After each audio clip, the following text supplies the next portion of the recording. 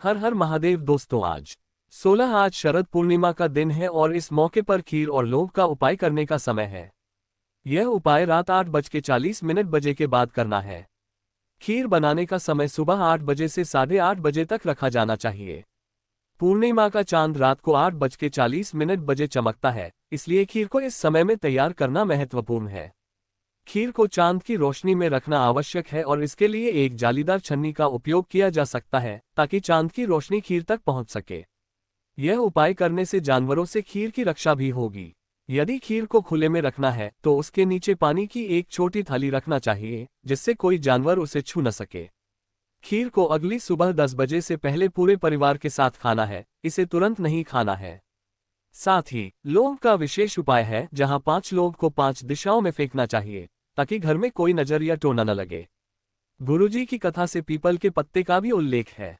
यदि आपको पीपल का पत्ता नहीं मिलता है तो घर में किसी अन्य बड़े पत्ते को लेना चाहिए।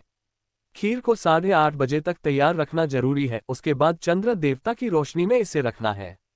ये पूजा और उपाय शरद पूर्णिमा के महत्व को दर्शाता है और परिवार के स्वास्थ्य और खुशहाली के लिए आवश्यक है। रात 12 बजे के आसपास खीर को पीपल के पत्ते पर रखना है, लेकिन इसे रात भर नहीं छोड़ना है। खीर को पत्ते के ऊपर 10 से 15 मिनट तक रखना चाहिए ताकि चंद्र देवता की रोशनी का लाभ मिले।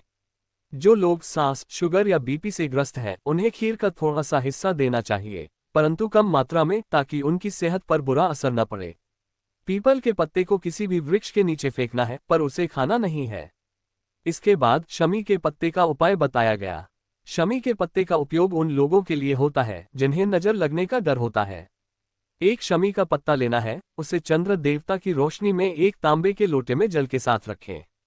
ध्यान रखना है कि पत्ते को लोटे में नहीं डालना है।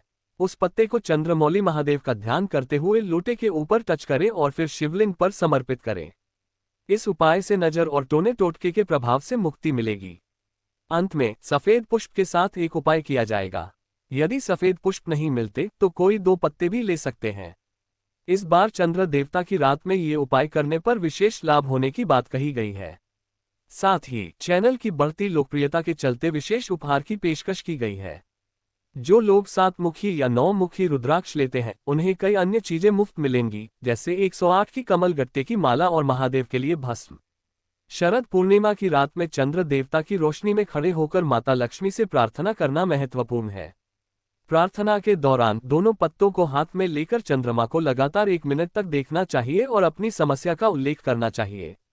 उसके बाद पत्तों को उठाकर एक तांबे के लोटे में जल भरकर महादेव के शिवलिंग के ऊपर रिद्धि सिद्धि के नाम से समर्पित करना आवश्यक है। इस उपाय से घर में धन की कमी नहीं होगी। इस रात को अमृत रात कहा जाता है, इसलिए सभी को इस अवसर का लाभ लेना चाहिए। इसके अलावा वीडियो को पसंद करने और किसी भी प्रकार के प्रश्न पूछने के लिए कमेंट सेक्शन में जाने का सुझाव दिया गया।